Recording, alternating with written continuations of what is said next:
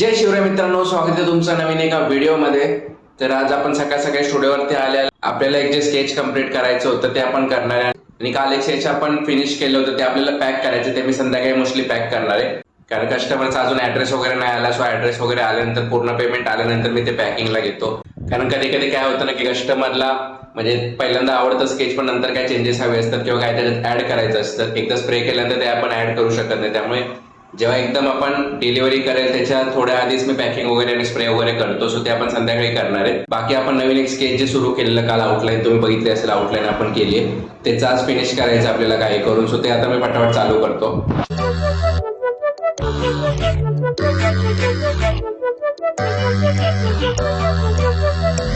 बाकी तुम्हाला आपले स्केच बघायचे असतील तर तुम्हाला माहितीच आहे, इंस्टावरती आपण बरेचसे पोस्ट टाकलेले आहेत, ते तुम्ही बघू शकता। प्लस ऍक्टरचे पण स्केच वगैरे पोस्ट तिथे आपण टाकलेले आहेत। सो तिकडे जाऊन बघून तुम्हाला ऑर्डर करायची असतील तरी तुम्ही करू शकता, इंस्टावरती डायरेक्ट मला मेसेज करू शकता। तर मित्रांनो, फायनली आपलं ते स्केच ऑलमोस्ट कम्प्लीट झालेलं आहे आणि आता जवळपास 3:30 वाजले दुपारचे। आता जस्ट मी डबा वगैरे पण खाल्लाय आणि आता थोडं फायनल फिनिशिंग जे असतं बेसिकली स्केचचं ते मी करणार आहे आणि त्यानंतर मग कस्टमरला त्याचा फोटो पाठवणार आहे। आणि मोस्टली आजच हे फिनिश झालंय म्हटल्यावर उद्या 2 जे काल केलं होतं आणि हे उद्या मोस्टली कुरिअर आपण करू। सो ते संध्याकाळी पॅक वगैरे करणार आहे। सो आता पटापट मी फायनल फिनिशिंग करतो याचं।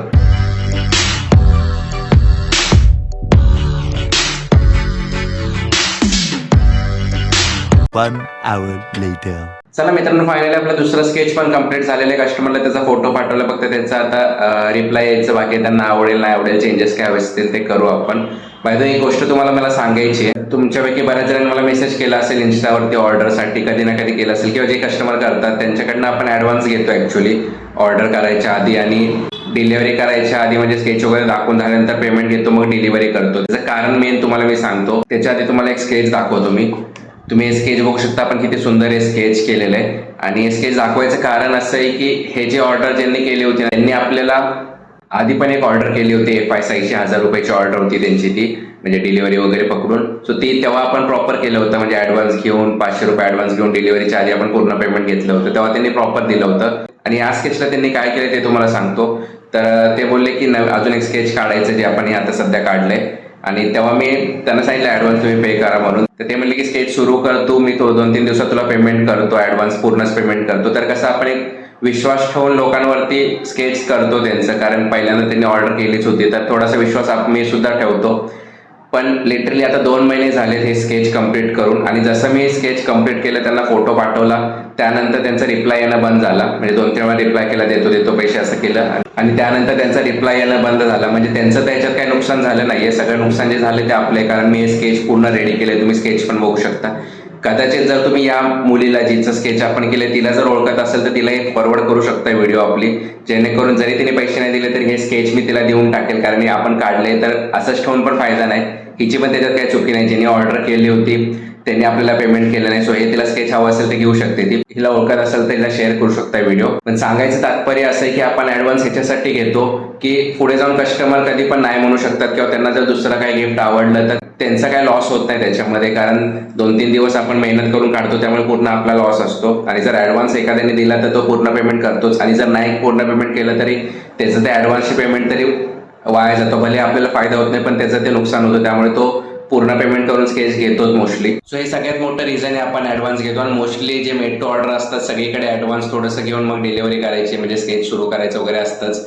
पण काही जणांवरती आपण भरोसा ठेवतो, पहिल्यांदा त्यांनी ऑर्डर केले असतील, असे 2-3 वेळा माझ्यासोबत झालंय की त्यांनी 2-3 ऑर्डर पहिल्यांदा केलेत, त्यानंतर आपण भरोसा ठेवतो त्यांच्यावरती, भरोसा ठेवतो आणि मग स्केच करतो, आणि परत ते लोक रिप्लायच करत नाहीत। आणि लाईव्ह तुम्हाला हे आज बघायला मिळाले, लेटेस्ट वालीची ऑर्डर होती, म्हणजे 2 महिन्या अगोदर ऑर्डर केली होती मी, 2 महिने वाट बघितली। ऍक्च्युली मी असं कुठली व्हिडिओ टाकत नाही कुणाचा अपमान केला किंवा कुणाचा असं मी वाईट सारखं, मला आवडत नाही ती गोष्ट करायला ब्लॉगमध्ये तुम्हाला दाखवायला। पण म्हटलं की एक लेटेस्ट वाला उदाहरण होतं, तर म्हटलं तुम्हाला पण सांगून देऊ असं असं झालंय म्हणून। सो तुम्ही एकदा स्केच पण बघू शकता, तुम्ही जर यांना ओळखत असाल तर नक्की यांना कॉन्टॅक्ट करा। एनिवेज मित्रांनो, आपण जास्त काही मी या गोष्टीवरती लक्ष देत नाही, कारण ही ऑफरचीच बेसिकली ऑर्डर होती। 700 रुपयेवाली जी ऑफर लावली होती आपण, 500 रुपयेवाली त्याचीच ऑफरची ऑर्डर होती, त्यामुळे लय आपलं काही नुकसान झालं नाहीये, त्यामुळे जास्त मी त्याचं टेन्शन घेत बसत नाही, कारण बाकीचे पण आपले ऑर्डर येतात, चांगले कस्टमर पण येत असतात, त्यांचं आपण चांगलं काम करून द्यायचं एवढंच माझं असतं। सो चला आपण नवीन एक स्केच आता सुरू करूया।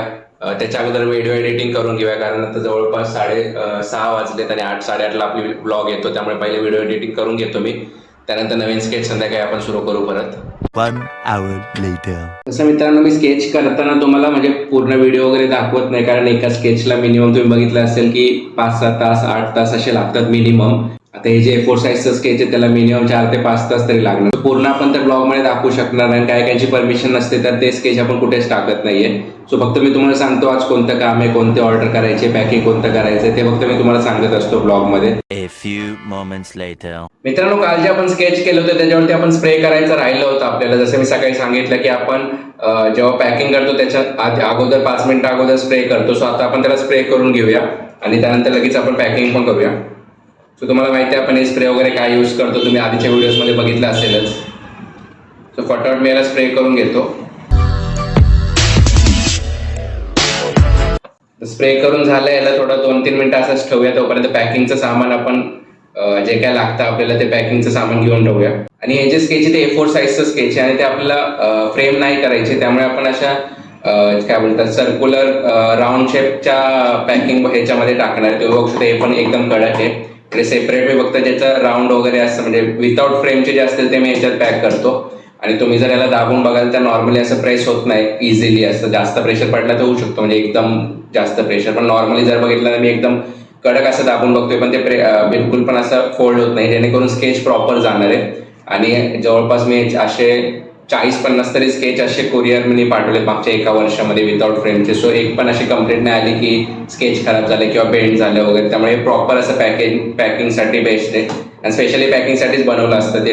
विकणारे पण पॅकिंगसाठीच विकतात ते, त्यामुळे काय प्रॉब्लेम येत नाही. ह्याच्यात आपण करणार आहे आणि त्याच्यावरतून फक्त आपण बबल रॅप जो आहे ह्याला कट करून मी बबल रॅप याच्यावरती लावणार आहे. बबल रॅप तुम्ही बघू शकता आपण किती यूज केलं. लास्ट टाइम मला वाटतं 1 का 2 महिने अगोदर आपण इंस्टावरती मी रील टाकली होती, त्याच्यामध्ये दाखवलं होतं बबल रॅप किती आपला म्हणजे ऍक्च्युअली होता आणि आता तुम्ही बघू शकता किती कमी झालंय.